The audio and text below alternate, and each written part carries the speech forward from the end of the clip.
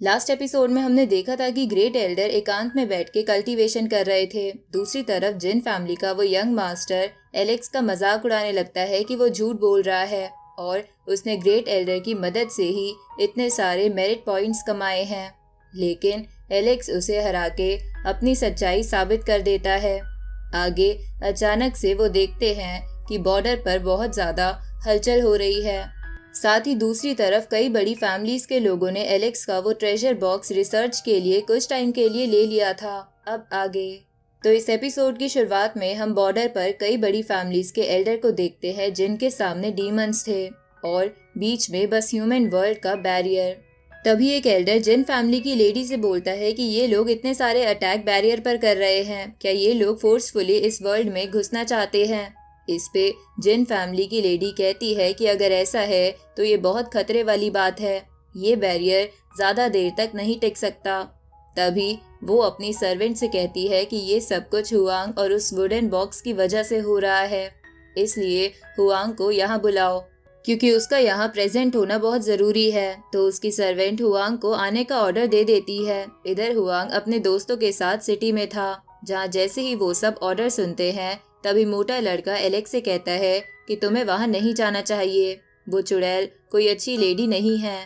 इस पे एलेक्स कहता है कि कोई बात नहीं, पर मुझे वहाँ जाकर देखना ही होगा कि क्या चल रहा है। अब इसके बाद एलेक्स उस जगह के लिए निकल जाता है और उसके बाकी दोस्त भी उसके पीछे आते हैं। अब जैसे ही वो लोग वहाँ पहुँचते हैं तो अपने सामने बड़ी सी डीमन आर्मी को देखते हैं, जिन्हें देखकर उनमें से एक कहता है कि इतनी बड़ी आर्मी को देखकर लग रहा है कि हम पर अटैक करने का ऑर्डर डायरेक्टली किसी इमोर्टल ने दिया है, जो कि शायद हुआंग से गुस्सा है। इधर हम चीपू नाम के डीमन वर्ल्ड के सुप्रीम बीइंग को देखते हैं, जो अपने सिंहासन पर बैठकर बोलता है कि मुझे हुआंग और वो ट्रेजर बॉक्स दे दो, वरना मैं तुम्हारी ये सिटी तबाह कर दूंगा। इधर ये सुन के कुछ एल्डर बोलते हैं कि हुआंग एक एक्स्ट्रा ऑर्डिनरी लड़का है और उसने हमारी काफी मदद करी है, हम उसे हैंड ओवर नहीं करेंगे। ये सुन के चीपू का सर्वेंट बोलता है कि तुम्हारी हिम्मत कैसे हुई इम्पेरियल क्लैन को मना करने की, अगर तुम हमारे क्लैन में होते तो अब तक मर चुके होते, इसलिए सोच समझ कर बोलना। इधर इम्पेरियल क्लैन का नाम सुन के कुछ लोग बोलते हैं कि ये लोग उस जाने माने इम्पेरियल क्लैन से हैं, लगता है इम्पेरियल क्लैन भी अब डायरेक्टली वॉर में इन्वॉल्व हो चुका है। इधर चीपू बोलता है कि सोच लो कि तुम्हें हुआंग देना है या नहीं, क्योंकि हर चीज के काफी कॉन्सिक्वेंसेस होंगे। इधर ये सुन के कुछ एल्डर्स बोलते हैं कि तुम्हें क्या लगता है कि इन धमकियों से हम डर जाएंगे, तुम्हें सिटी पर अटैक करना है तो करके देखो, हम भी लड़ाई में पीछे नहीं हटेंगे, अगर हम इतने ही कायर होते तो अब तक सिटी खत्म हो जाती। ये सुन के डीमन आर्मी काफी ज्यादा गुस्से में आ जाती है और चीपू उन सब पर अपनी आर्मी और फॉर्मेशन की मदद से बहुत ज्यादा प्रेशर डालता है, जिसकी वजह से वो बैरियर भी टूट रहा था। तभी चीपू बोलता है कि मैंने तुम्हें जिंदगी जीने का मौका दिया था, पर तुम बाज नहीं आए, मैं तुम्हें एक और मौका देता हूँ, इसलिए सोच समझकर फैसला लो। ये सुन के मोटा लड़का कहता है कि तुम्हें अगर लड़ना है तो लड़ो, हम हुआंग और उस वुडन बॉक्स को कभी नहीं लौटाएंगे। इस पे जिन फैमिली की लेडी की वो सर्वेंट मोटे लड़के से अपना मुंह बंद रखने को कहती है। इस पे मोटा लड़का कहता है कि मैं मुंह बंद क्यों रखूं, मैं लड़ाई के टाइम पर तो इनसे लड़ने के लिए सबसे आगे रहता हूं, तो इनकी बुराई करने के लिए पीछे क्यों हटूं। इधर एक डीमन बोलती है कि तुम उस वुडन बॉक्स की मदद से कोई मिस्ट्री सॉल्व नहीं कर सकते, चाहे वो तुम्हारे पास 100 साल तक क्यों न रह जाए, इसलिए वो हमें दे दो। और रही बात हुआंग की, हम उसे कभी भी अपोनेंट नहीं मानते थे, पर इस बार उसने कई लोगों को गुस्सा दिलाया है, जो लोग उसे मारना चाहते हैं, इसलिए हम उसकी डिमांड कर रहे हैं, पर अगर हमें वो बॉक्स भी मिल जाए तो काम चल जाएगा। इस पे एक एल्डर कहता है कि खुद आकर ले लो। ये सुन के चीपू एक बड़ा सा स्पिरिचुअल हैंड बना के पूरी सिटी को सप्रेस करने लगता है, जिसकी वजह से कई बिल्डिंग्स टूट रही थी। तभी चीपू बोलता है कि हमने पहले भी तुम्हारे वर्ल्ड के कई लोगों को मारा है और अब हम सब कुछ पीसफुली सुलझाना चाहते हैं। ये सुन के वो जिन फैमिली की लेडी कहती है कि पीसफुली से तुम्हारा क्या मतलब है। इस पे चीपू का सर्वेंट कहता है कि तुम हमें वो बॉक्स और हुआंग दे दो और 10,000 सालों तक हम लोग तुम पर अटैक नहीं करेंगे, और इसके लिए हम ब्लड ओथ लेने के लिए भी तैयार है। ये सुन के वो लेडी सोचती है कि ब्लड ओथ लेकर ये लोग झूठ नहीं बोल सकते। इधर एलेक्स बोलता है कि ऐसा नहीं है कि मुझे मौत से डर है, पर वो वुडन बॉक्स इन्हें नहीं दिया जा सकता। ये वुडन बॉक्स को पाने के लिए इतनी ताकतवर फॉर्मेशन का इस्तेमाल कर रहे हैं और उसके लिए 10,000 साल तक समझौते के लिए भी तैयार हैं। इसका सीधा सा मतलब है कि वो वुडन बॉक्स काफ़ी ज़्यादा कीमती है।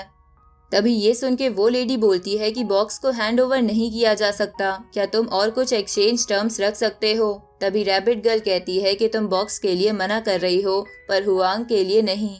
इस पे उसकी सर्वेंट कहती है कि तुम यंगस्टर्स को बीच में बोलने का कोई हक नहीं है, तुम मास्टर की डिसरिस्पेक्ट कर रही हो। तभी एक एल्डर लेडी जिन से कहता है कि क्या आप डीमन से कॉम्प्रोमाइज़ करना चाहती हो। हुआंग हमारे वर्ल्ड का सिटीजन है और उसने एक्स्ट्रा ऑर्डिनरी बैटल मेरिट्स कमाए हैं। तुम ऐसे हीरो को उन्हें कैसे दे सकती हो। अगर ऐसा किया गया तो हमारे अंदर इंटरनल कॉन्फ्लिक्ट भी आ सकता है। ऊपर से क्या तुम्हें याद नहीं कि हुआंग ही था जो वो बॉक्स लेकर आया था। ये सुन के वो लेडी उसे चुप कराते हुए कहती है कि मैं जानती हूँ कि तुम्हारा क्या मतलब है, पर तुम्हें क्या याद है कि एक ग्रुप हुआ करता था जिसने पास्ट में डीमंस को भगा दिया था और अभी भी हमारे पास उस क्लैन का एक मेंबर है। असल में वो लेडी गार्जन क्लैन के मेंबर के बारे में बात कर रही थी। तभी वो लेडी फिर से बोलती है कि मैंने गार्जन क्लैन के और लोगों से बात करने का रास्ता लगभग ढूंढ लिया है, लेकिन वो लोग काफ़ी दूर है। अगर हमें कुछ समय मिल गया तो हमारे पास काफ़ी पावरफुल रीइंफोर्समेंट होगी, जिसके बाद हमें किसी से डरना नहीं होगा और कोई भी हमारी एग्जिस्टेंस नहीं मिटा पाएगा। इसलिए हमें समय की बहुत नीड है और इसी वजह से मैं हुआंग को सेक्रीफाइस करने की बात कर रही हूँ। ये सुन के एलेक्स को बहुत गुस्सा आ रहा था। तभी वो लेडी डीमन से कहती है कि वुडन बॉक्स नहीं दिया जा सकता। इस पे एक डीमन बोलती है कि तुम लोग मजाक अच्छा कर लेते हो, तुम बस हुआंग को हमें सौंपना चाहते हो। ये सुन के सभी डीमंस हंसने लगते हैं, जिसकी वजह से एक एल्डर को गुस्सा आता है, पर जिन लेडी उसे चुप कराते हुए कहती है कि तुम्हारे छोटे से ईगो की वजह से ग्रेट प्लान तबाह हो सकता है। हमारे वर्ल्ड के पीस के लिए छोटे छोटे सेक्रीफाइस अब मैटर नहीं करेंगे। ये सुन के सेकेंड बॉडी कहती है कि सीनियर आप ये क्या कह रही हो। तभी रैबिट गर्ल कहती है कि बुढ़िया तू तो हाथ खोल कर हुआंग को डीमंस को सौंपना चाहती है, क्यों ना तू अपने खुद के क्लैन के यंग मास्टर जिन जैन को सौंप दे। इस पे वो लेडी कहती है कि मैं सौंप देती अगर डीमंस इसे मांगते, पर लगता है ये यहाँ पर इस बॉर्डर को 100 सालों तक प्रोटेक्ट करने में हमारी मदद करेगा। इस पे मोटा लड़का कहता है कि तुम हुआंग के साथ साथ जिन जैन को भी भेज दो, हो सकता है डीमंस थोड़ा और समय दे दे। ये सुन के जिन लेडी मोटे लड़के पर प्रेशर डाल के उसका मुंह बंद कर देती है। तभी एक एल्डर कहता है कि हुआंग ने बैटल में इतने सारे मेरिट पॉइंट्स कमाए हैं, अगर तुम उसके साथ ऐसा करोगी तो लोग बिट्रे फील करेंगे, जो किसी के लिए अच्छा नहीं है। ये सुन के वो लेडी बोलती है कि तुम्हें ये नहीं सोचना चाहिए कि हुआंग को हैंड ओवर करना है या नहीं, तुम्हें बल्कि इस पे ध्यान देना चाहिए कि हुआंग के बदले हमें ज़्यादा से ज़्यादा वक्त मिले ताकि हम खुद को प्रिपेयर कर सके। तभी चूपी बोलता है कि हुआंग को भी एक्सचेंज किया जा सकता है। तभी वो सर्वेंट बोलती है कि इसके बदले हमें कितने ईयर्स मिलेंगे। इस पे चूपी बोलता है कि 10 साल, लेकिन जिन लेडी बोलती है कि हमें तो 500 साल चाहिए। ये सुन के डीमंस को गुस्सा आने लगता है और वो ये डिमांड मानने के लिए तैयार नहीं थे, लेकिन चूपी इसके लिए मान जाता है। ये देखकर कुछ डीमंस हैरान थे कि इम्पेरियल क्लैन के लिए हुआंग इतना कीमती है कि उन्होंने इसके बदले 500 साल भी दे दिए। तभी चूपी का सर्वेंट बोलता है कि तुम्हारे वर्ल्ड का कल्टीवेशन बेकार है। हुआंग हमारे यहाँ आकर स्पेशल अटेंशन में कल्टीवेशन सीखेगा और वो जल्द ही एक सेक्ट भी बना लेगा और वेंग क्लैन को भी पीछे छोड़ देगा। इस पे एक ह्यूमन एल्डर बोलता है कि ये लोग हुआंग को एक्सचेंज करने के लिए भी मान गए। आखिर ये लोग क्यों नहीं मानते, क्योंकि हुआंग इतना बड़ा जीनियस जो है। इधर एक और क्लैन का एल्डर बोलता है कि हुआंग वहां चला भी जाएगा तब भी उसे मिसट्रीट नहीं किया जाएगा, इसलिए हुआंग को देने से कोई फर्क नहीं पड़ता। अब दो ग्रुप में आपस में ही हुआंग को देने और ना देने में बहस होने लगती है, जहां सब गुस्से में अपनी अपनी बातें रख रहे थे। तभी सेकंड बॉडी हुआंग से बोलती है कि तुम्हें कुछ भी सोचने की जरूरत नहीं है, तुम्हारा डिसीजन ही आखिरी माना जाएगा। तभी 10 क्राउन किंग कहता है कि जिसके भी हुआंग से ज्यादा मेरिट पॉइंट्स है वही इस बात का फैसला ले। तभी रैबिट गर्ल भी एलेक्स से बोलती है कि तुम इतने चुप क्यों हो। साथ ही वो जेन लेडी भी बोलती है कि तुम काफी समय से चुप हो, मैं तुम्हारा ओपिनियन सुनना चाहती हूँ। इस पे एलेक्स कहता है कि मुझे नहीं पता था कि डीमंस से लड़के जैसे ही मैं वापस यहाँ आऊँगा उसके थोड़े समय बाद ही डीमंस बॉर्डर पर आ जाएंगे और मैं बस एक एक्सचेंज का आइटम बन जाऊँगा और मुझे वहाँ पर जाने से काफ़ी फ़ायदे मिलेंगे। तभी वो जेन लेडी बोलती है कि वॉर में काफ़ी ज़्यादा खून बह चुका है, अगर हमें पीस चाहिए तो किसी को सेक्रीफाइस करना होगा, पर मैं वादा करती हूँ कि फ्यूचर जनरेशन तुम्हें याद रखेंगी।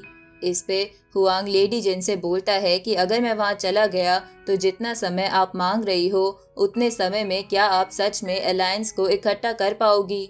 अगर ये सच है तो मुझे वहाँ जाकर मरने में कोई दिक्कत नहीं है, मैं बस इस बात से डरता हूँ कि सब कुछ वेस्ट ना चला जाए। ये सुन के जिन लेडी की सर्वेंट बोलती है कि तुम तो पीछे हटने की बातें कर रहे हो। इस पे एलेक्स बोलता है कि अगर मुझे पीछे हटना होता तो मैं डीमन वर्ल्ड में जाकर वो बॉक्स लाने का रिस्क नहीं लेता। तभी एक और एल्डर उस सर्वेंट को थप्पड़ मार के बोलता है कि तुम्हारा जो भी मास्टर है मुझे फर्क नहीं पड़ता, अगर तुमने फिर से अपनी जुबान से कुछ भी अनाप शनाप बोला तो मैं तुम्हें जान से मार दूंगा। तभी जिन लेडी फिर से एलेक्स से पूछती है कि तो क्या तुम बॉर्डर के पार जाने के लिए तैयार हो? इस पे एलेक्स कहता है कि अगर मेरे मरने से यहाँ पर पीस आता है तो मुझे कोई भी दिक्कत नहीं है, लेकिन अगर 500 साल बाद भी अगर हमारी हालत ऐसी ही रही तो हम बहुत बड़े डिजास्टर में फंस जाएंगे। इस पे जिन लेडी बोलती है कि तुम चिंता मत करो, तब तक मैं अलायंस को इकट्ठा कर लूंगी। ये सुन के एलेक्स दूसरी तरफ जाने के लिए मान जाता है। ये सुन के एलेक्स के सभी दोस्त शॉक हो जाते हैं और मोटा लड़का कहता है कि तुम्हें दूसरी तरफ जाने की जरूरत नहीं है। तभी आर्म्ड कमांडर भी कहता है कि ये मोटा सही कह रहा है, इस बुढ़िया के वर्ड्स को ट्रस्ट नहीं किया जा सकता, तुम्हें वहां जाते ही मार दिया जाएगा। पता नहीं ग्रेट एल्डर आखिर कहाँ पर है। इधर जिन जैन बोलता है कि आखिरकार हुआंग ने सही फैसला लिया और इस फैसले की मैं प्रशंसा करता हूँ। इधर एलेक्स बोलता है कि अगर मैं डीमन वर्ल्ड में चला गया और मारा नहीं गया तो मैं किस स्टेटस से वापस लौटूंगा, मैं कैसे तुम लोगों को फेस करूंगा, लगता है मुझे खुद को कैद करना होगा। तभी एक बंदा बोलता है कि तुम्हारा इससे क्या मतलब है, क्या तुम सोच रहे हो कि तुम वापस लौटने पर हमसे फाइट करोगे? इस पे सेकंड लेडी उसका मुंह बंद करते हुए बोलती है कि तुम इससे पूछने वाले कोई नहीं होते। तभी एलेक्स बोलता है कि अगर मेरी इंटेंशन खराब होती तो मैं कभी डीमंस के खिलाफ लड़ता नहीं। अब सभी निराश हो जाते हैं। तभी एलेक्स बोलता है कि हो सकता है जब मैं वापस लौटूं तो मैं चाह कर भी तुम्हारी मदद ना कर पाऊं, क्योंकि हो सकता है डीमंस मुझे ब्लड ओथ लेने को कहे। इस पे मोटा लड़का कहता है कि मुझे बहुत ज्यादा गुस्सा और रोना आ रहा है, मैं नहीं चाहता कि कोई अपना होम टाउन छोड़े, पर मुझे समझ नहीं आ रहा कि जब हम दोबारा मिलेंगे तब सब कुछ चेंज हो चुका होगा, तो क्या मैं यह रह पाऊंगा? तभी एलेक्स अपने भाई से कहता है कि अपने लोगों की रक्षा करना, जिसके बाद वो सेकंड बॉडी को भी अलविदा कहकर डीमंस की तरफ मुड़ जाता है। अब इसी के साथ ये एपिसोड यहीं खत्म होता है।